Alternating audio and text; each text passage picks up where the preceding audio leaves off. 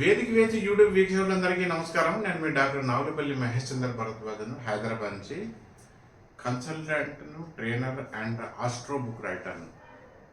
దొంగతనం, ఈ దొంగతనం అనేది ఇది ప్రతి ఒక్కళ్ళ మందికి, ప్రతి ఒక్కరికి కూడా ఒక విధమైన ఆందోళన కలిగించే విషయం. మన భారతదేశానికి స్వాతంత్రం వచ్చినప్పుడు రాహు యొక్క ప్రభావం ఎక్కువ ఉండట్ల ప్రజల్లో ఒక విధమైన ఈ దొంగతనం అనేది తప్పు కాదని ఒక ఆలోచన, అవకాశం వస్తే దొంగతనం చేసే ఒక భావన పెరిగింది. జ్యోతిష్య శాస్త్రరీత్యా శని పని దొంగ, పని చెయ్యడు, సతాయిస్తాడు, కానీ రాహు దొంగతనానికి కాదు.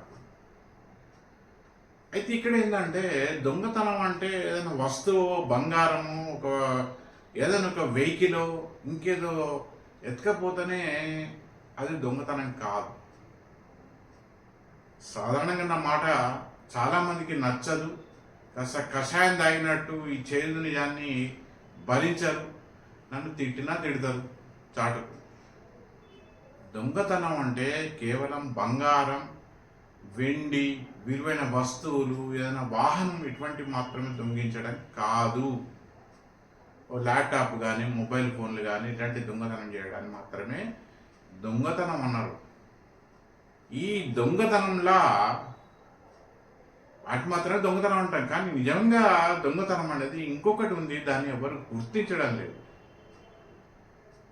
ఇందాక చెప్పిన విలువైన వస్తువులు దొంగిలించడం, అది ఎవరింట్లో దొంగిలించినా, ఎక్కడ దొంగిలించినా, ప్రయాణంలో దొంగిలించినా, రోడ్డు మీద నడిచినా, ఎక్కడ దొంగిలించినా అది తప్పే. అందరికీ అది ఒక విధమైన టెన్షన్ పెట్టి ఆందోళన కలిగించే విషయం, నష్టపరిచే విషయం. వస్తువు ఎవరికి పోతుందో వాళ్ళకి నష్టం కలిగించే విషయం.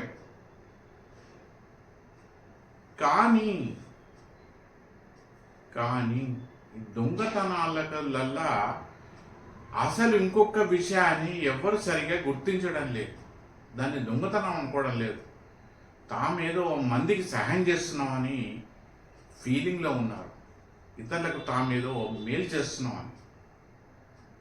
అదే ఎవరో రాసిన గ్రంథాల యొక్క ఆ పీడిఎఫ్లను ఇతరులకు ఫార్వర్డ్ చేయడం.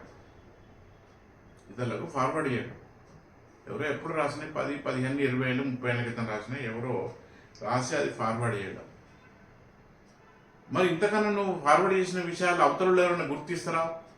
అది లేదు. వాళ్ళకు టైం ఉండదు, ఓపిక చేయాలన్న ఆలోచన రాదు, అంత టైం ఉండదు, అంత ఓపిక ఉండదు. అయితే ఇక్కడ ఏమవుతుందంటే మీ యొక్క ఉద్దేశం మంచిదైనా కానీ, అంటే దాంట్లో ఉన్న అద్భుతమైన విషయాలు అందరికీ తెలియాలనే నీ ఉద్దేశం మంచిదే అయినా అక్కడ మీకు తెలియకుండా చేసే ఒక దోషం, తప్పు, పాపం ఏంటంటే ఎవరో ఒక సొమ్ము, అంటే అత్త సొమ్ము అల్లుడు దానం చేసినట్టు ఎవరో ఒకరు చేసిన కృషి నువ్వు ఇతరులకు ఇస్తే అది చాలా తప్పు కింద వస్తుంది. ఎవరో సొమ్మును ఇంకోళ్ళ దానం చేయడానికి నీకేం హక్కు ఉన్నది? నువ్వు ఉన్నదే కర్మభూమిలా. ఏది పాపం, ఏది పుణ్యం, దేని బట్టి మనకు ఎలాంటి ఫలితాలు వస్తాయనే ఒక పుణ్యభూమిలో మనం ఉన్నాం.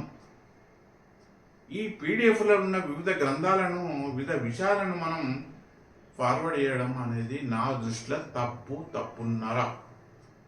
సరే, నువ్వు కృషి చేసినావు, నువ్వు సొంత కృషి చేసినావు, ఖర్చు పెట్టుకున్నావు, ఎంతో కొంత శ్రమ పడ్డావు, అనేక కాలం అంతో కాలం వెచ్చించినావు, మానసికంగా, శారీరకంగా కష్టపడ్డావు, వానికి ఎంతో కొంత డబ్బులు ఖర్చు చేసినావు, ఎవరెవరో సహాయం తీసుకున్నావు, ఎక్కడెక్కడో రీసెర్చ్ చేసినావు. అది నీ సొంతమైతే, నీకు ఇష్టం ఉంటే ఎవరికైనా అది ఆ పీడిఎఫ్లో పుస్తకాలను ఎవరికైనా దానం చేయి. కానీ ఇతరులు చేసిన కృషిని సింపుల్గా ఆ గ్రూపులల్లా ఇతరులు ఎవరికో ఫార్వర్డ్ చేయడం అనేది చాలా చాలా తప్పు నా దృష్టిలో. ఎవరు రాసిన గ్రంథాలను నువ్వు ఫార్వర్డ్ చేస్తే నా దృష్టిలో అది దొంగతనం కిందికి వస్తుంది. దాని యొక్క ఆ పాప ఫలితం అనేది ఎప్పుడో ఒకసారి ఖచ్చితంగా అనుభవించాల్సి వస్తుంది. ఈ భూమి మీద ఉన్నప్పుడే దాని యొక్క దుష్ఫలితం అనుభవించాల్సి వస్తుంది. మనం అనుకుంటచ్చు నేను గొప్ప పని చేసిన అని, అద్భుతమైన విషయాలు గల గ్రంథాలను పీడిఎఫ్ను ఇతరులకు ఇచ్చాను, గ్రూపులలో ఫార్వర్డ్ చేసిన అనుకుంటాం, కానీ అది చాలా చాలా తప్పు. ఒక మనిషికి కష్టం అంటే తెలియాలి. ఒక సబ్జెక్ట్ అంటే కష్టపడింది రాదు. ఏ విషయంలో కానీ ఏ రంగంలో కానీ తాను కష్టపడితేనే దాని యొక్క విలువ తెలుస్తుంది. ఆ శ్రమ, ఆ సమయం, ఆ మనీ, ఆ డబ్బులు అవన్నీ స్వయంగా కష్టపడితేనే కానీ వస్తాయి. నువ్వు ఇతరుల సొమ్ము దానం చేయడానికి నీకేం హక్కు ఉన్నది? తప్పు కదా.